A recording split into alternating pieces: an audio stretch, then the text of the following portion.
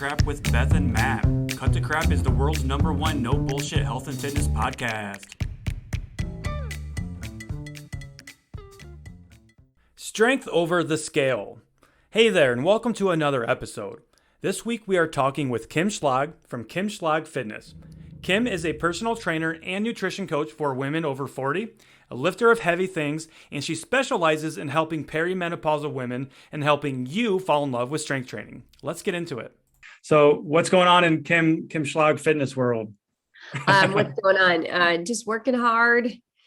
Woke up sick. That's annoying. I don't have time for sick, guys. No. Who does? No. Who does? Come on.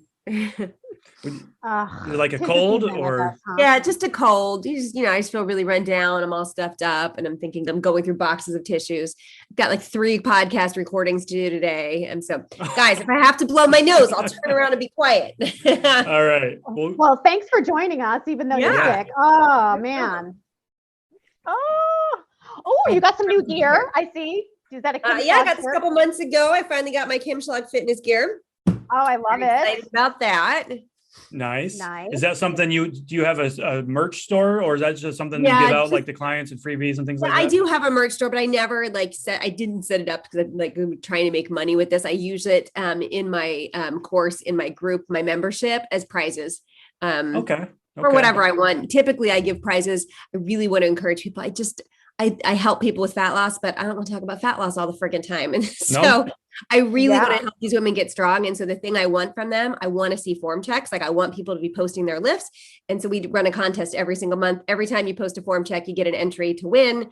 Okay. And that's how I'm like getting lots of people like lifting, and then everyone's talking about their lifting and not just talking about their friggin' scale weight. Oh, I love that. I love that. So let's talk about your group. I'd love to hear about the Absolutely. weight loss group.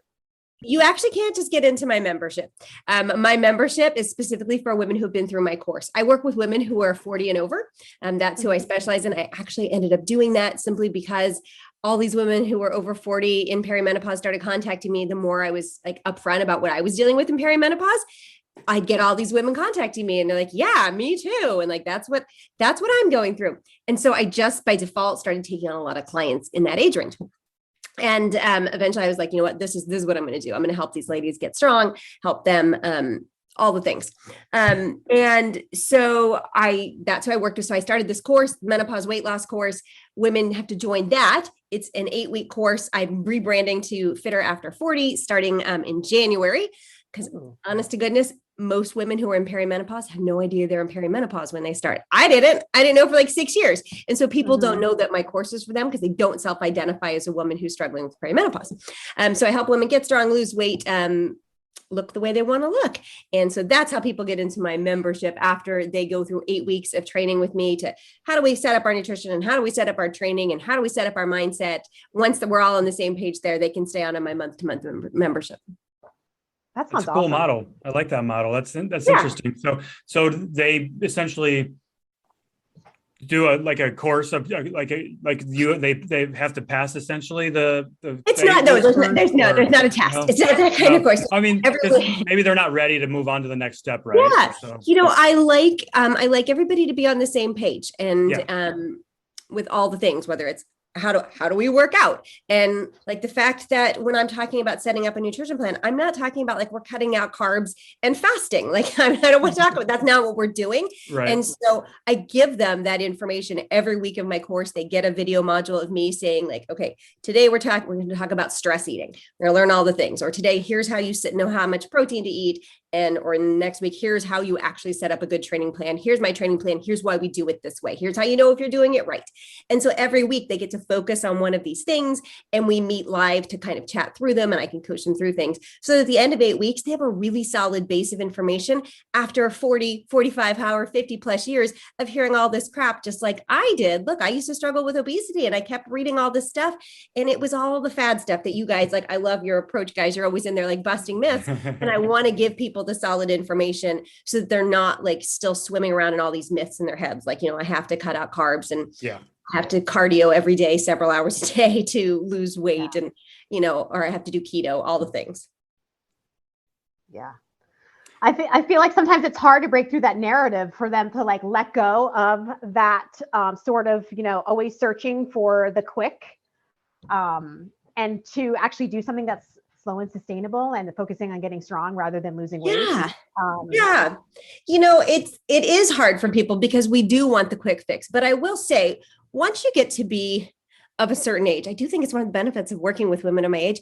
They've tried the quick stuff. And what did they've seen what happens. Either nothing, like they can't even stick with it, or yeah, it was great. And I lost all this weight and then I gained it all back and plus some more. And so once you've had that experience a number of times, you're ready for something else. And so when I come and I say like, hey, that's not what we're doing. Like you're not losing 10 pounds the first month that we're together, but the weight that you lose is going to stay off and you're going to know how to do this permanently. Like, how do I eat permanently? How can I like still enjoy going to Christmas parties or going on vacation and not stress about the scale all the time? That's really appealing to people.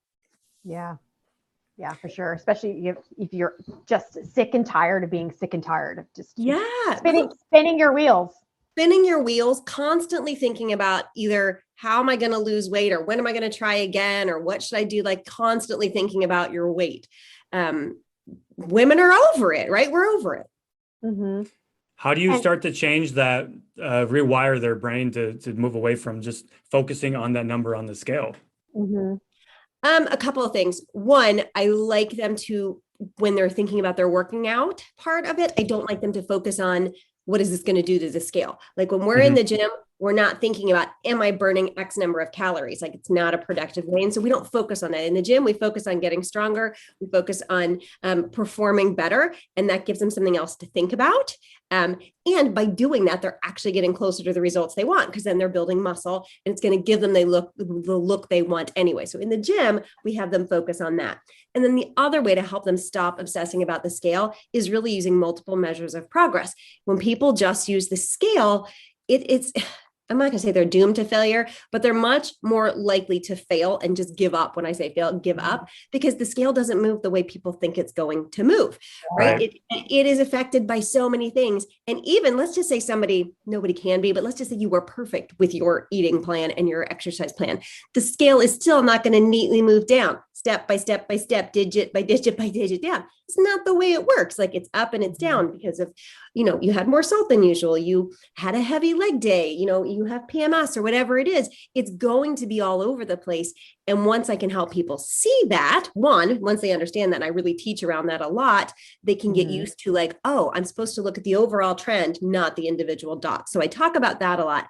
And then I help them to see like, all right, we're also going to look at your circumference measurements. So we're going to measure your waist and we're going to measure your hips and we're going to measure your chest and your thigh. And you're going to chart that every 2 to 4 weeks. Okay. We're going to look at what's happening there. We're going to have you try on the same pair of pants every 2 to 4 weeks and see what's happening. Do they fit differently? What does it matter if the scale's only moved half a pound, if you can now zip up your pants and you couldn't before, right? We're moving in the right direction. And then progress pictures. I love side-by-side progress pictures. I think progress pictures get a really bad rap. And yes, they can be used inappropriately, right? Constantly thinking about like, that's with anything. Or am I, right. Am I the before or am I the after? There's obviously a whole lot in between, but as a measure of progress, it's one of the most powerful tools I think we have because you can, and you have to use them right. Like you literally have to make side-by-sides, get like a free app, like Pick Stitch is the one I have my course members use. You just put those pictures literally right next to each other. You wear as few clothes as possible. Okay. Like I know you don't want to see that, ladies, but when you do it over time, you're going to be able to see the differences. If you're wearing big baggy clothes, it's harder to see. So sports bra and bathing suit bottoms or tight fitting shorts, like, bike shorts and a sports bra, that kind of thing, bikini, whatever, side by side, facing forward, backward, both sides. Put those pictures, do it every single month, and you're going to start seeing progress. It's amazing what you can see. So even like, a lot of people think they should be losing a big number, but 1 pound per week, half a pound per week, really good. So you get to the end of the month, you've lost 2 pounds. But when you see these pictures and you're like, oh my gosh, look how different my midsection looks, or look at how different my face looks, or my arms, or whatever it is. Wow, that is motivating. It really is. It's mind blowing too. Even as like a coach, it blows me away how the scale really is just, it's irrelevant in the big scheme of things. It truly is. It truly is. Yeah. Especially, and I have a client who's gone through the change the last couple of years, and she lost a little bit of weight when we first started working together. We've been working together over a year now. And her weight has pretty much been stalled for the last 6 to 9 months. It comes to find out she had some hormonal issues going on. So she got her hormones checked, which we talk about a lot. If you think there's something going on there, get them checked. So we found out that there was something going on there. So she got on thyroid medication, and the scale still isn't moving. However, she just did her yearly, she compared her progress pictures from now to a year ago, same exact weight, but completely different body composition. She's got so much more muscle definition, midsections trimmed up, tightened up. It just goes to show you that damn scale is a dirty, dirty liar. It's true. It's true. And especially for somebody who doesn't have a ton of weight to lose. Look, if you have 100 pounds to lose, yes, that scale is going to go down. Things would not be correct if it's not going down. But if you're somebody who's like, I want to lose 5 pounds, I want to lose 10 pounds, like I feel like I look a little bit soft or flabby, it is totally possible for the scale to move not at all, or just a couple of pounds, and for you to look completely different. It's amazing. And that is stunning to people. It is stunning when they're like, because they feel like something's wrong because it's not moving. And it takes me a bit to get them to start seeing the evidence that something's happening. And then they can latch onto it and be like, wow, like, okay, I'm fine at being whatever pounds if this is how I get to look at that weight. Yeah. In fact, I'm going through that right now. I'm getting professional fitness photos taken at the end of January. So I'm documenting it on my stories and Instagram. I don't know if you've seen Kim. It's been 12 days and the scale has barely moved, right? But I only have like maybe 5 pounds. It's not even that much, but I'm trying to show people that my weight might not change, but my measurements and my pictures will. Yeah. So I'm getting these DMs like, oh my God, I would have quit by now. It's like, you can't quit. You have to be consistent. You have to take measurements. You have to take photos. You have to look at the whole entire picture. So it's don't look at one or two data points, right? Yeah. That's really important. Like looking at, and that's why I don't really love weekly weigh-ins, because it takes too long to build up a good database so you can assess it. I think it's a terrible way to go about losing weight. I would much rather have somebody not weigh at all than to weigh just one time a week. So weighing daily is my top favorite, and practicing like how to moderate your reaction to what the scale says, saying like, this is just data, and you can notice trends. Like it's a good thing to start noticing, oh, when I eat Chinese food, like the scale's up 3 or 4 pounds. That's fine to notice it, but to not have what you do next, like I'm skipping breakfast because I didn't like the number, or like, oh, I like the number, I can have 2 cupcakes instead of the one I had planned. Either way, we don't want what the number says to impact how we behave that day. So I really do like daily, if not daily, at least 3 times a week. And if somebody doesn't want to do that, I'm just like, let's just not be somebody who weighs. Yeah. Which is absolutely fine. So then you start looking into those other ways of measuring, right? That you talked about with the same pair. I like the same pair of pants thing. That's clever. That's really good. And it should be a same pair of pants without an elastic waistband. So like jeans or even a skirt, anything that has an actual solid waistband, not elastic. That makes sense. With the pandemic, I feel like most people probably have the elastic pants right now. It's true. Look, I'm sitting here in my pajama bottoms, guys. They're elastic. I'm wearing joggers. That's like my go-to, joggers or sweatpants or something. So yeah. I mean, as coaches, it's comfortable. We don't leave our house as much, right? It's true. It's true. You just saw my dog wander, and I know you guys can't see who are listening. My dog just wandered out. I'm wandering the neighborhood in my pajamas all the time now because I have to take her out for walks. She doesn't care that I don't feel well and I want to stay in my pajamas. So I was already out today in a pair of Crocs and my flannel plaid pajamas, wandering the neighborhood. Nice. So with you working with women that are perimenopausal, above 40, and you mentioned something there that a lot of women don't even realize that they're actually starting that change. Yeah. What are some things that you look for, or that you can offer up for people, like this could be happening to you and you don't even realize it? Yeah. So menopause itself, which is once we've been without a cycle for an entire year. So if you've been period free for an entire year, and you're obviously not younger, because that would be a problem. But if you're in that late 40s, early 50s, and once you've been without that cycle for a year, then you are menopausal. The average age of menopause is 51. Perimenopause is all the time leading up to that. And it's when we're often very symptomatic. And that can start up to a decade before. So basically, if you're a woman in your 40s and you're having symptoms, and I can share some of those with you, it's something to consider. Like, I might be in perimenopause. And that probably is going to shock people to be like, I'm 42 or 43 and I can be in perimenopause. Yes, indeed. And my very first symptom was vertigo. I had no idea, had never even heard the word perimenopause. And I certainly didn't know this was a symptom of it. And I ended up in the emergency room with vertigo. I didn't know what was going on. And then it happened a couple more times. I still didn't know it was menopause.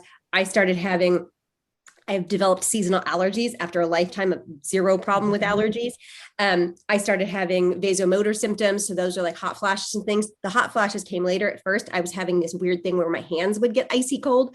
So cold that I'd be like wearing gloves to type. I was convinced, guys, that it was just around the corner that I was getting diagnosed with something bad. Like, I was just like, is this MS? Like, what is wrong with me? I had this electric zapping sensation in my brain. I was like, this is what a stroke feels like? Like, what is this? And this was from the time I was like 42, 43, all the way up till I was like 46. That's how many years it was before I first heard the word perimenopause. And somebody started, it was actually Amanda Thebe. I don't know if you guys know Amanda. She's another, but she starts talking about this. And I'm like, wait a minute, what are these symptoms? And what is this perimenopause thing? I had no idea. And so those are some of the common symptoms. Obviously changes in your period, which I was noticing, but it didn't occur to me that's what that was. If your cycles start lengthening the time between them or getting more intense, with the amount of blood you're having, that can be a symptom. Hot flashes, that's the big one that most people notice. For me, that didn't happen until I was like 48. And that's when people are like, oh, I've heard of this, right? That seems to be the one we all know about. Yeah. Flashes, night sweats, brain fog. That's a terrible one. Because that one makes you that question, like, am I getting early onset Alzheimer's? Like, I can't remember things from one moment to the next. I can't do it. My kid thinks, like, sometimes she looks at me and I can tell she's worried. Like, we say a blessing on our food every night before dinner. And just the other night, I started to cut my food. I'm like, oh guys, we need to say the blessing. And she looked at me, she's like, we literally did it. You said it. And I was like, oh, no. I said it. And she's like, she looked at me, she's like, are you okay? And I had no memory of it happening. What the heck is that? That's intense. And it is. And so this brain fog where like you can't remember things, or you can't like think straight about things. This fog is a really good way to put it. So it's a whole nasty conglomeration of symptoms. The idea, if you start noticing, and this is where, women come to me, look, I don't help people with all those things I just said, that's like doctor stuff, but I want to connect people. I want to help connect those dots, like, hey, this is happening. And then we start talking about like what's happening with our physique during all this. And you likely are noticing like all of a sudden your weight is shifting to your middle. As we lose our estrogen, as we head into perimenopause, where we store our excess fat tends to shift to our stomach. So we have this like menopause belly. And if you're looking down, you're like, hey, where'd that come from? That's where. It's not your destiny to permanently have that. You can still lose it. It is shifting where you store your excess fat, not causing you to store excess fat. And so you still lose that fat the same way you lose fat anywhere else, just like you lose fat on your legs or your arms. We cannot pick where the fat comes off, but with a sustained calorie deficit, you can lose that stomach fat. And I think that's interesting that you say that too, because I think a lot of people, I've gained so much weight because I'm going into menopause, my belly and it's that, but really they're in a surplus, but the calories are over shifting in the, other areas. Yeah, the excess fat is shifting. And look, and there are other reasons we're likely gaining weight. Part of it is just our life stage. We're really busy, right? We've got kids, we've got aging parents. Maybe our careers are picking up. We're likely sitting more, doing a lot of what I'm doing right now, just sitting at my desk because we're working. We're not chasing babies and toddlers. We're not, walking across the college campus anymore. We're not, teenagers playing after school sports. We do a heck of a lot of sitting. So we're not moving as much as we once were. Maybe we're, maybe we're really stressed out. That's something that comes along with menopause too. Sometimes like, you have a lot of added stress. Anxiety comes along with menopause. Are you self-medicating that anxiety with more wine? Like, that's a good point. Are you managing the fact that you're struggling with sleep now by staying up at 11, 12, 1, 2 o'clock at night, eating? Like we're awake more now because we're not sleeping well. Are you eating? And so somewhere we're getting these extra calories, and then where we're often noticing that excess fat sit is in our stomach. And so really managing our stress, improving our sleep, and then getting into a sustained calorie deficit, those are the keys. Yeah, for sure. So still those fundamentals that you focus on anytime, right? But just absolutely more prevalent and more important than at that stage. Yeah. Here's the thing. The way a woman is going to lose weight in perimenopause or menopause is not going to be different. What is different is we have these added hurdles to manage. So we have to manage like what's going on with their sleep. Like we're just generally feeling terrible. Like if you're just generally feeling like tired, which is a big symptom, if you're just generally feeling tired and all of a sudden your seasonal allergies are acting up and you didn't even know you had them, and you're having these explosive periods, like, are you going to want to go to the gym? Are you going to want to make your nice salad and chicken? Or are you going to like want to eat Oreos and lay on the sofa? Right. And so we have to manage those extra hurdles. Right on. Does your approach to fitness change then for anybody that's going through perimenopause in terms of like added cardio or changing like the intensity of their workouts or anything like that? Not so much. I mean, we really do. I really do emphasize strength training and walking. Those are the two big things. Yeah. Look, we're losing muscle as we age. We start losing muscle at the age of 30. Over 40, like your chances of breaking a bone due to osteoporosis are so high. And so what we want to do is protect you and get you healthy. We want you to be able to be a woman who can get off the toilet without needing assistance when you're 70. And so it's really important to build your muscle. And so I emphasize strength training with everyone I train. Specifically, when I started training women over 40, this is a big emphasis, and a lot of them have really focused on cardio for most of their lives. Yeah. Right. I know I had until, I saw the light in my early 40s about what lifting would do, not only for my physique, because it really is a game changer for how you look, but for also how well you're going to age and be able to care for yourself. So we emphasize strength training and doing it appropriately. And then I emphasize daily movement because we're just not getting enough of it. And it's important for our health generally, the reduction in all-cause mortality that comes from just moving more, that keeps increasing all the way up to 7,500 steps. So if you're a person and you're like, I don't move at all, just increasing from 3,000 steps to 4,000 to 5,000 over time, getting up to that 7,500, that has amazing health benefits. And then for weight loss, it helps. And I typically have people somewhere between 7,500 and 12,000 steps daily to help with that weight loss piece of it. So those are the two big parts of it. Not that I have anything against cardio. I have people I work with who are runners. Great. We can have you run. It's not the biggest tool in our toolbox for weight loss. Yeah, for sure. Beth and I catch a lot of shit for talking about that actually, because we're not advocates for running as a way of, as a method of weight loss either.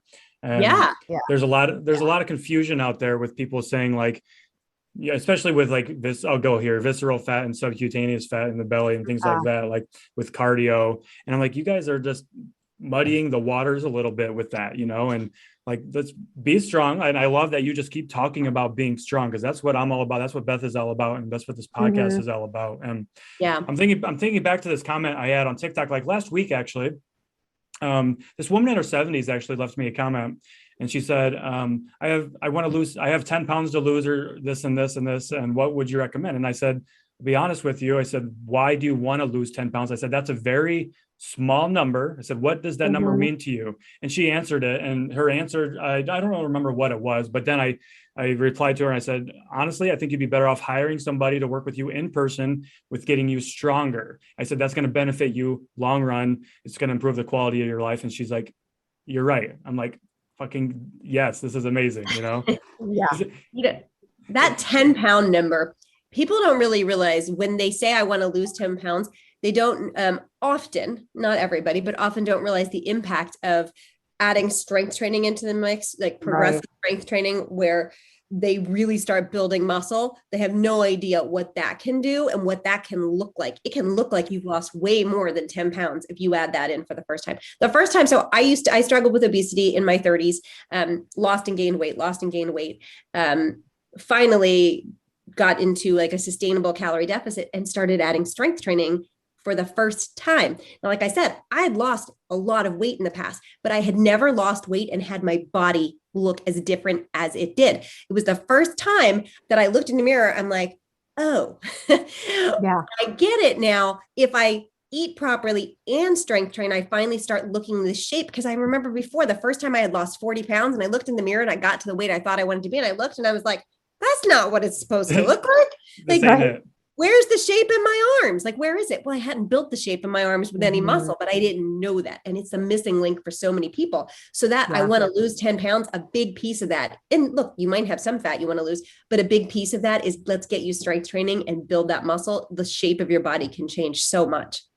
Yeah, absolutely. I love that. Do you feel like a lot of women are intimidated to start strength training?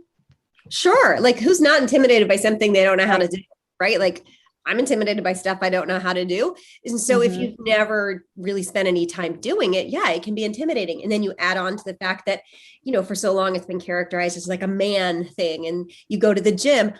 When I first started lifting, and the guy who I was lifting with, he's like invited me to train with him. And I'm like up there where you train, like I'm over here, like on my cardio equipment, and I touch this little rack of dumbbells, like over there where there's like big bars and grunting people, like I'm going over there. It can, like, that environment can feel really intimidating. But some of the things that can really help with that is, one, getting somebody to help you. So like get a coach either in person or online. If you're like, I can't afford any of that, like go search YouTube. I've got a ton of YouTube videos. Beth, Matt, you guys have some, like watch some good tutorials, like learn how to goblet squat, learn how to row, learn how to do a push-up, learn how to do a lunge, how to do an overhead press. What did I miss, guys? Learn how to do a chest press. Learn that. And you can do that in your home. Like, you could watch a video of me goblet squatting and practice it at home with not even being in a gym, so that when you show up at the gym, you're like, I know what a goblet squat is. I'm going to go do it. And I have literally walked clients through, like, you're going to go to the gym and you're just going to go in and look where things are. And you're going to find a treadmill because you know how to walk, and you're going to walk on it until you feel comfortable doing that. And then once you can walk in and you can sit down and stand on your treadmill and look around, we're going to do this. They would goblet squat at home. They'd be sure they know how to do it. They would do their treadmill workout, go get a weight and do one set of goblet squats. And then we would work them up over time to feeling confident. Like, I know where the weights are. I know how to do this one exercise. Okay, now I'm going to add on a second exercise. So if you're really hesitant, it doesn't have to be like this all or nothing. You can go in and do a little bit and just add on, start building your confidence. Honestly, getting a coach in person, if you're really that nervous, would be best, but not everybody has the means to do that. Right. Yeah. I love the fact that you just getting them in the gym first and being comfortable in the environment, and then like baby steps to the dumbbells. Yes, absolutely. And here's the thing. I have not met a woman yet who regrets that she started strength training. Not a single one. And I will tell you, I've had plenty of women come to me with zero interest in doing it, but they wanted to lose weight. They wanted to look good. And they didn't think they'd ever feel excited about doing a push-up.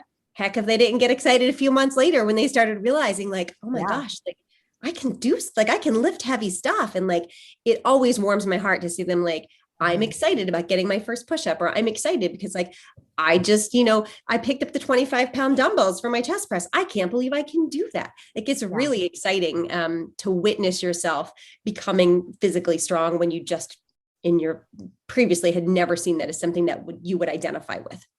It's empowering. I was just going to say that, empowering. Yeah, absolutely. It is. Love that. What are some other metrics, not metrics, but standards you could put out there for strength that you like to see people kind of strive towards? I know everybody's different with what strength is for them, but you mentioned the push up. A lot of people want to do like a pull up or a chin up, or literally just like you mentioned earlier, sitting up and standing up from a sitting down into a chair unassisted without using your hands and things like that. Absolutely. Look, it's going to depend person to person. For a lot of people, it really is just getting started. Like, they've never done it. And for me, the standard for them is, let's get you in the gym and let's have you hold dumbbells and do any of those basic moves. If we're talking about somebody who's like, okay, like I'm familiar, like I've done some working out, like I want to get excited about a goal. What are some things I could work toward? First good push-up, or like a set of push-ups. Once you get one really good one, getting like your first 5 or your first 10, getting a chin up. That's another big one. Back squatting your body weight. That's a huge one. And there's no reason you can't do that. So back squatting your body weight, or deadlifting 1.5 to 2 times your body weight. And you might hear that and be like, what the heck? Can I actually do that? There's no reason you can't. There's no reason you can't. I've had women of all ages who work towards that goal. So those are some of my favorites. Love that. Yeah. Do you work, do you prefer any type of a deadlift variation for your clients, or do you kind of use like their unique body types to determine that, whether it's a hex bar squat or a sumo or conventional or dumbbell squat, deadlift, sorry? Yeah, more of the women I work with than not don't have access to like a hex bar or trap bar situation. So I don't typically start with that, but it'd be a great place to start. It's a nice, easy setup for that. Yeah. So typically I'll start people with a sumo deadlift just because it's pretty easy to get.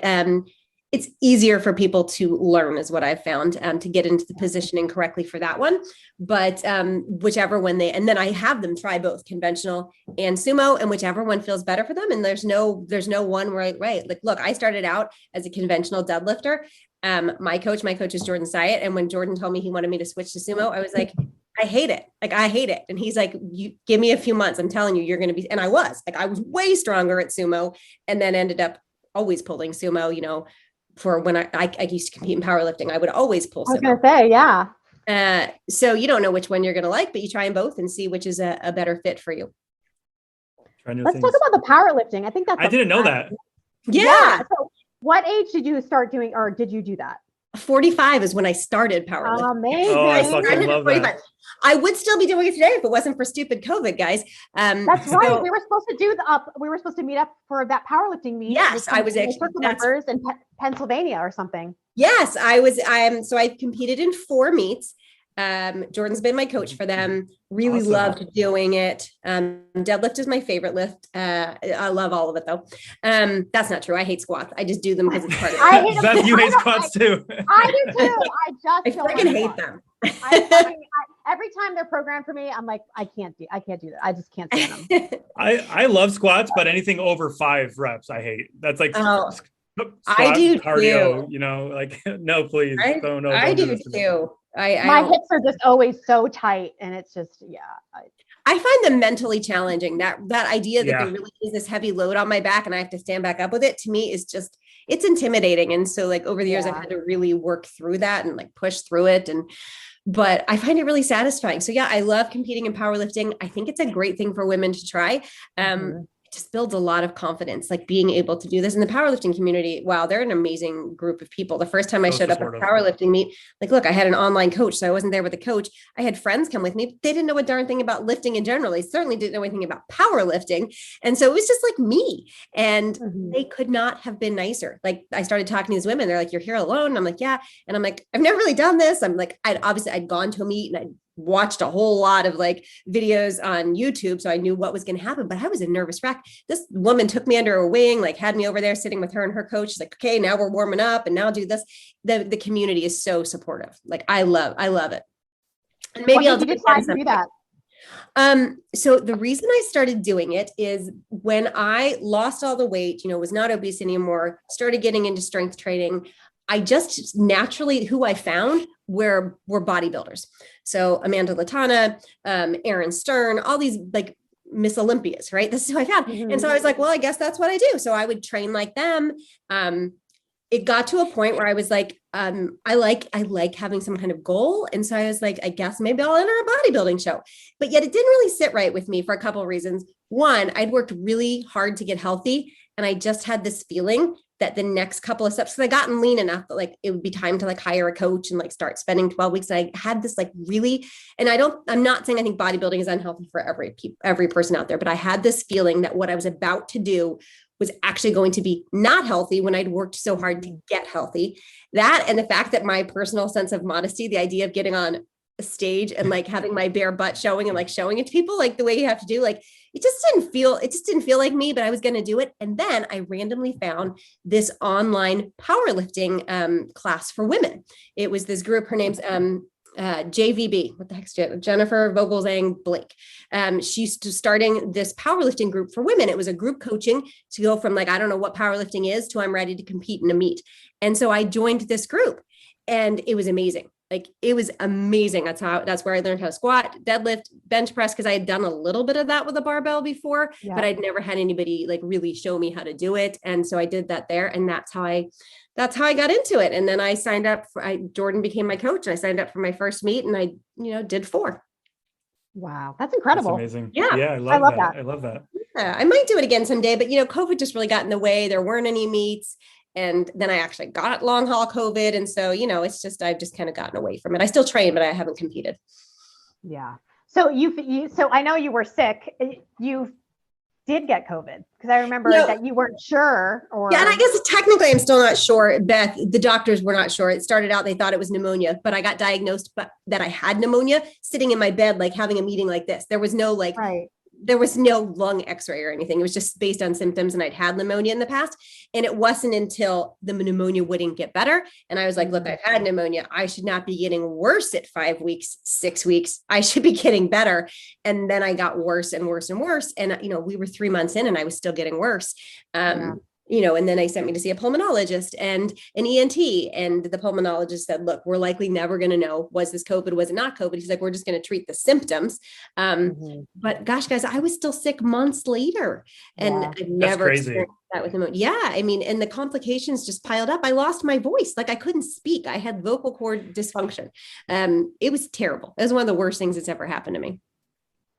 I actually have a friend that happened to. They lost their vocal cord is actually permanently damaged to this day. Yeah. It's not, I had no idea that could happen, but it was terrifying when I would have to wake up in the morning and seriously think like, what do I really need to use my voice for today? And then I wouldn't speak the rest of the day because I couldn't. If I spoke too much, like I didn't have the ability to. Can you imagine? That would be scary for you. That much? Yeah.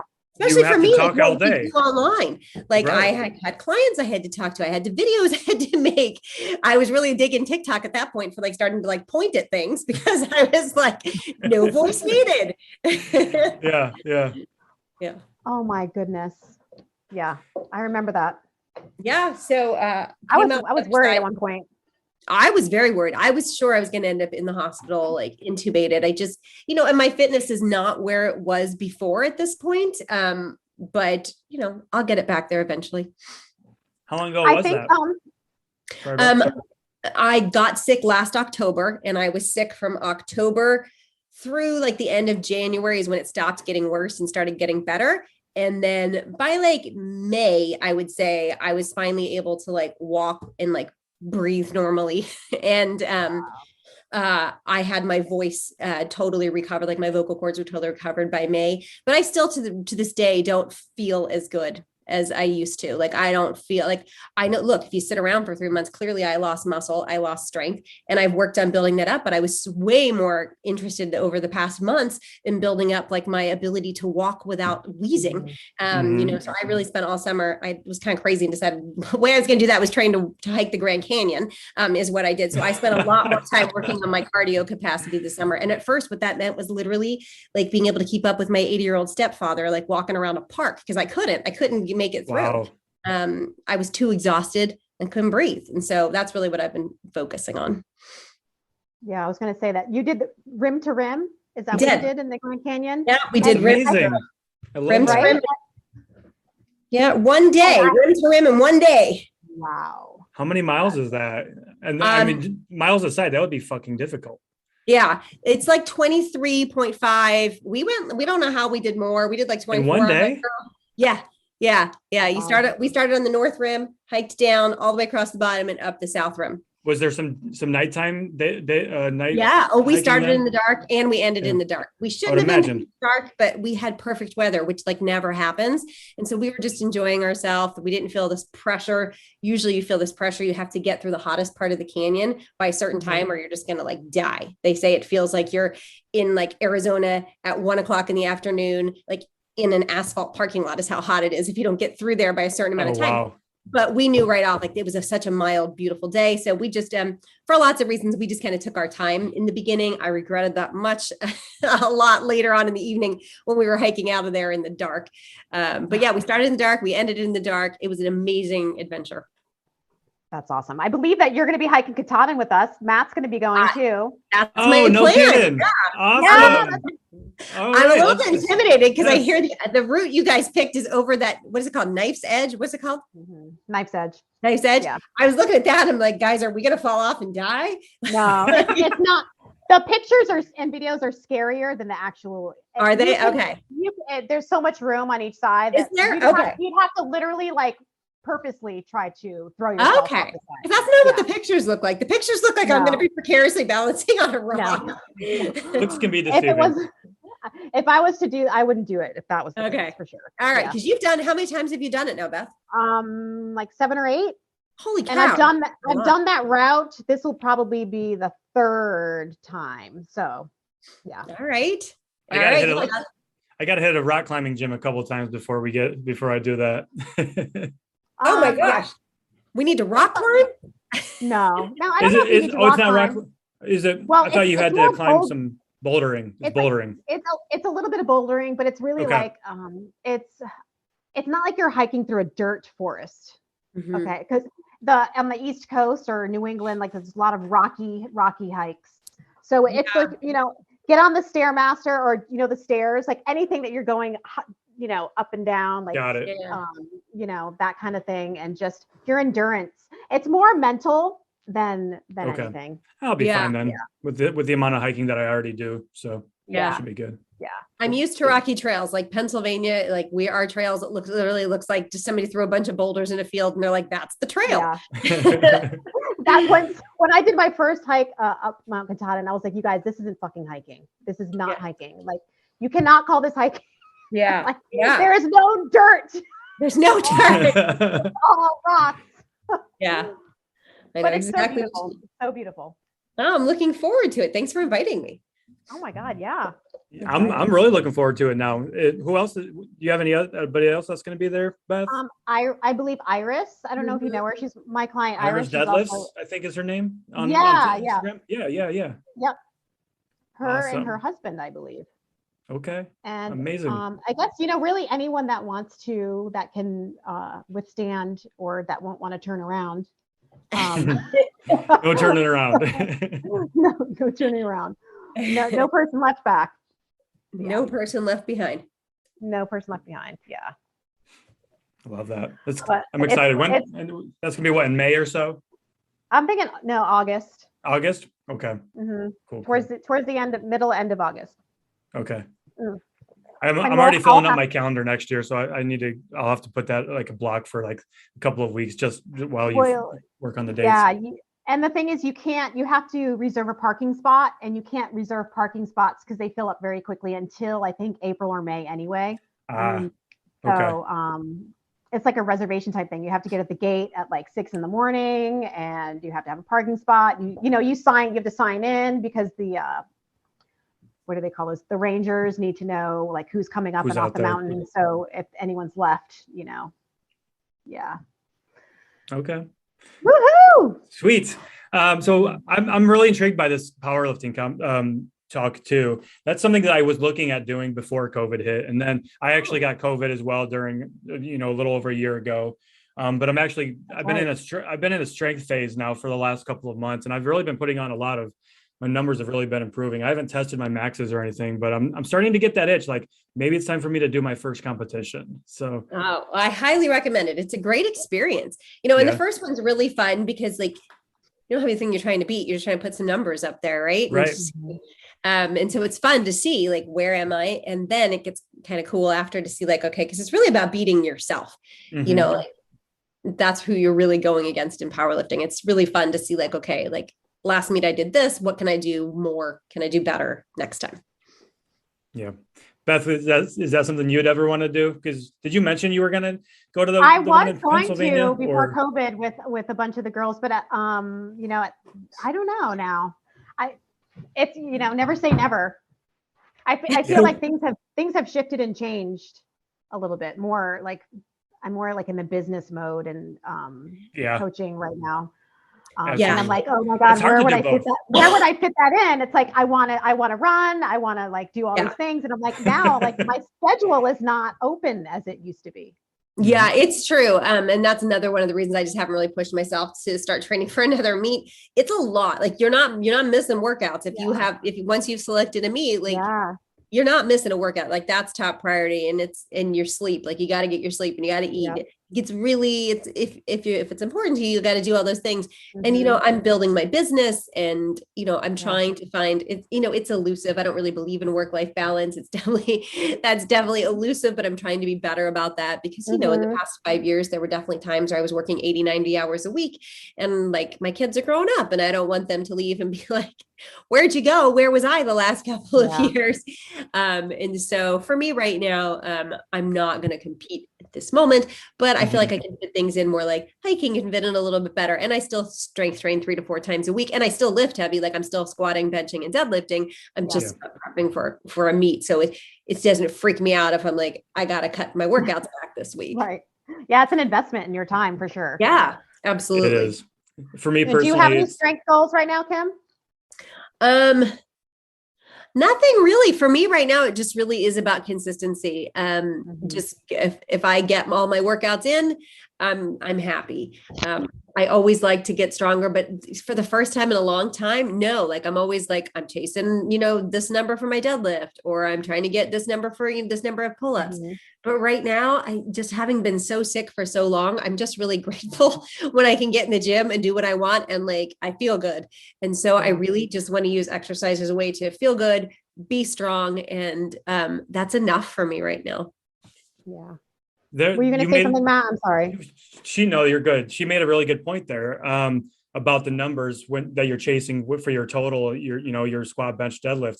I've actually struggled with that. About 2 years ago, I was so obsessed with just improving my total and needing to see that number move up. And it's the same thing with the scale too, right? You can have the same mentally. It was fucking draining. And I was falling out of love with strength training because I was so obsessed with, can I get a 500-pound deadlift? Can I get a 405-pound squat? Like I was just so fixated on that number, which really, yes, it's a tangible number. I either hit it or don't, but I wasn't enjoying the process. I wasn't enjoying getting stronger and feeling stronger. So that was a big mindset shift for me. Yeah. And I was in the same spot, and it was right before COVID. And I decided for my New Year's resolution that year, instead of setting like my typical, which is like, I'm going to finally get that 300-pound deadlift because I'd gotten so close. Instead of doing that, I set for my goal, like the process of what would it take to get that, which is what I'd been working on anyway, but I wanted to stop focusing on the number. And so my goal was, I'm not going to miss a workout. Like I will not miss a workout. I'm going to hit 4 workouts a week for the next, I don't remember how many months I had said in my mind. It's been a couple of years now. And I'm going to get the right amount of sleep. And so I was like, I'm going to get 7 hours of sleep and I'm not going to miss a workout. And that's going to be the goal that's going to get me to the 300-pound deadlift. And then COVID came and all heck broke loose. Everything goes out the window. But I really did feel like this sense of like relief that it wasn't this constant thinking in my, because look, nothing I wasn't going to go in the gym one day and be like, okay, that was the workout that got me the 300-pound deadlift, but just getting in there every single time and putting in the work, eventually I would have gotten there. And so it was like a relief to focus on what I was doing rather than the number. Same thing with the scale. Like you guys can't make that scale move. Can't make it show 145, but you can focus on, okay, today I'm going to hit my protein target. I'm going to hit my calories and I'm going to get my steps in and do my workout. And when you laser focus on those things, the number is going to show up when it's going to show up. Exactly. You can't foresee the future. You can't make it happen any quicker, but you can control what your actions doing. And we talked about that with Eric Roberts, actually, when he was on our podcast, your actions meeting your goals, right? So your goal, get stronger, improve your numbers on your lift. Your actions then, like you said, are going to be hitting your workouts 4 times a week for 8, 12 weeks or whatever it takes, proper recovery, sleep, all that good stuff. Yeah. It's true. Stop focusing on that freaking scale number, everyone. That's true.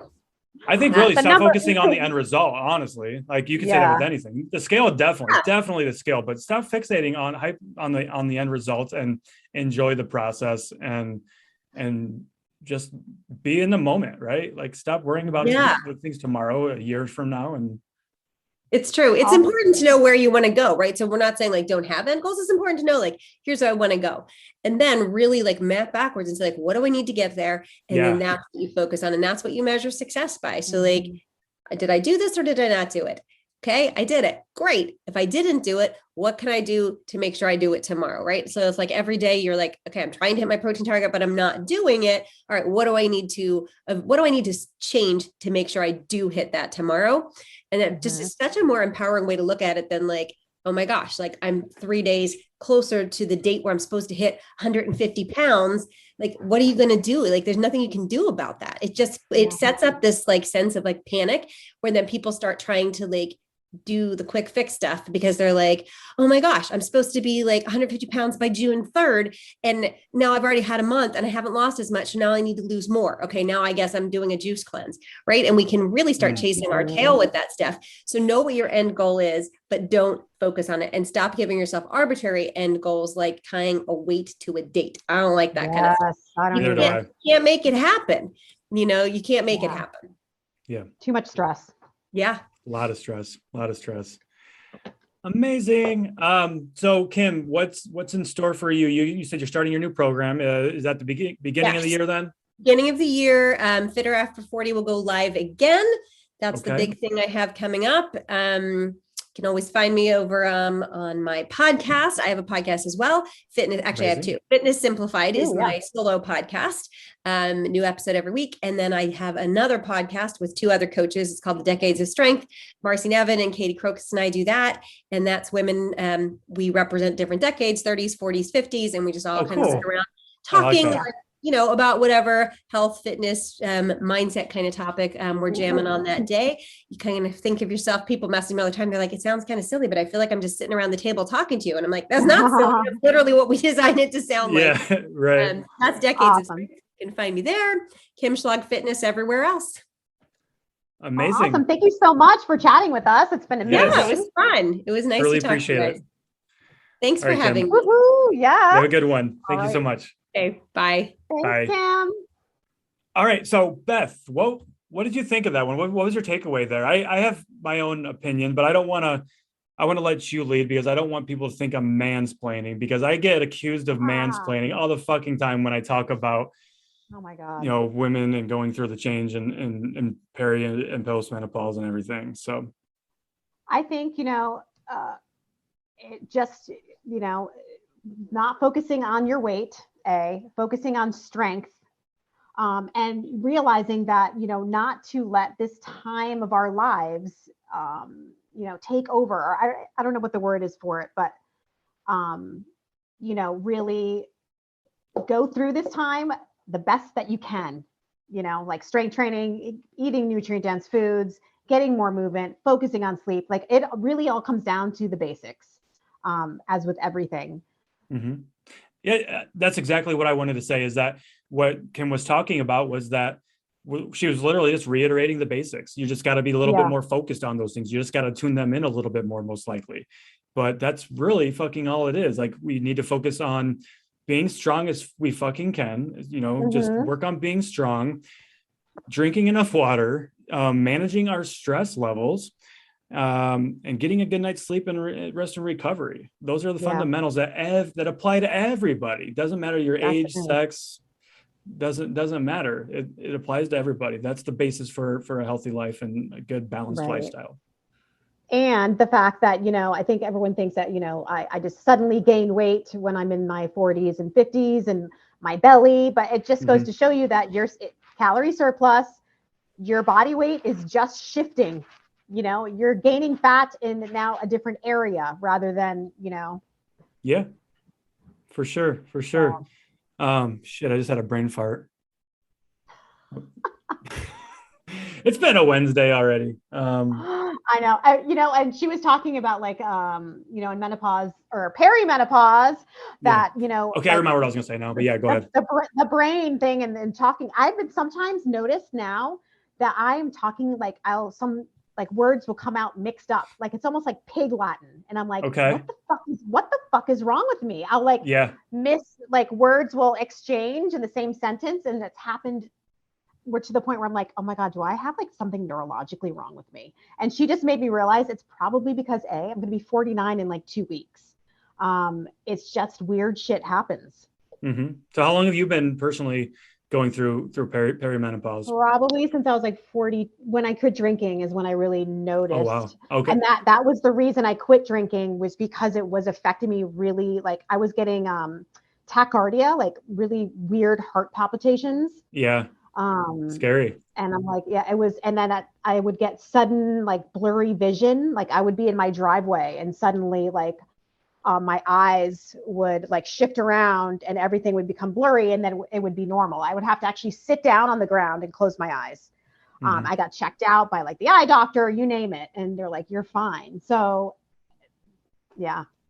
And then, being an alcoholic, and that was probably masking a lot of the symptoms, or you just weren't able to be in tune with your body. Right. So, right. Yeah. What I was going to say was, this goes back. You remember that study that was released a few months ago that created quite a stir about how like our metabolic rate doesn't really change that much from the age of 20 to 60, whether you're male or female. It kind of goes back to that. Yes, like the hormones are going to be changing. Get them checked out. Get that taken care of if it's an issue. But for the most part, like you just still need to continue focusing on the basics and the fundamentals, the fucking foundations of our house. You can't have a strong house with a shitty foundation, which is our sleep and stress and hydration and muscles. Those are that's the magic right there. There's no fucking magic other than what you just said. Sleep. No hydration. Fucking magic, people. Man, you just gotta, like, where do I start? It's like, you start with the fucking basics. It's like, how are you sleeping? You getting enough water? What's your stress look like? Right. Answer those questions, and then we can talk. I always tell people that we're not even going to entertain this conversation until you can at least answer those questions. Then we'll talk about how we can work on those things. Yeah, absolutely. Amazing.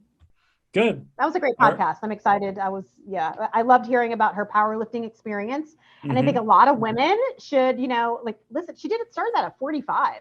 I love that it was 45. I thought it might have been a little bit sooner than that, but that's amazing. Yeah, it's never too late. Never. When someone says I'm 60, is it too late for me? No, it is not too late, you guys. Never, ever too late. I think back of these videos that I see of like great grandmas, like deadlifting, like Kim said, twice or three times their body weight. And then you get the people, of course, like, oh, that's unhealthy. But those people are just idiots. But like you said, it's never too late. It's literally never too late to take charge of your health and to focus on being stronger, guys. Like if we can focus, we need to shift our thinking from weight loss to being healthy and being strong. Yeah. If you can change your mindset to being strong, then nothing can stop you. I mean, think of it like you want to be stronger when you get older, because when you fall on the ground, you don't want to be so fucking weak you can't get up. Right. Then you're going to find yourself in a home or some assisted living. Yeah. Somebody wiping your own ass at the age of 50 or 60 or something. You don't want that. No. So let's do this. Everybody that's listening to this podcast right now, if you're sitting down in a chair, stand up from the chair without your hands. Can you do it like unassisted? Right. Like, because if you need to brace yourself to stand up from a chair, that's a problem that you can correct. That's a really good test of your functional fitness and overall strength. And same from getting down off the ground too, that you could take the floor. Yeah. The floor. Yeah. You could sit down on the floor. And there's a couple of different ways you can get up from the floor, but you don't want to use your hands, so you can sit there, bend your leg, you can put it out to the side and brace yourself, or you can just stand straight up, but there's a lot of different ways to do that. So also get on the floor and try to stand up without using your hands on the ground. Let us know how that goes for you. Yeah. Dan John. Do you know who Dan John is? Strength coach Dan John. He has a whole thing about I went to a seminar he was coach or speaking at, and he was like the get ups and get downs. So we used to have people at the gym. We would say, okay, let's get on the floor, get up and get down, as like a movement, functional movement. And it's interesting to see how actually difficult that can be for some people. Yeah. And we're not here to shame you for that. We're just here to raise awareness that is a very good indicator of strength and all-cause mortality further down the road. There's a direct correlation with that. And I've done a video on that on TikTok for that stand-up test, and people got pissed when I talked about it, but like, guess what? I'm not here. Yeah. Because they're like, you're scaring people. I'm like, well, maybe they should be scared. If you can't stand up unassisted, that's a fucking problem. I'm sorry, but it is for real. So, so if you guys are having that problem, if you can't do that, send myself or Beth a DM. We can either give you a couple of free tips to help you start working on that, or we can work with us one-on-one, join our teams, and we can formulate a program or a plan to help you improve your strength and mobility and your functional fitness. Right. So exactly. Awesome. Okay, Beth, Thank you so much for your time today. Matt. It was a good one. Yes. Okay. Bye. All right, bye. And that is a wrap for this episode of Cut the Crap with Beth and Matt. Did we help you cut through the bullshit? We want to know. Send us a DM on Instagram and share your thoughts. We'd love to hear them. And if you did find this one helpful, why not share this episode with a friend? I know I personally love it when a friend shares their favorite podcast with me, along with a text saying, "Oh my God, you have got to check out this podcast. You'll love it." And of course, don't forget to subscribe to the podcast so you don't miss future episodes.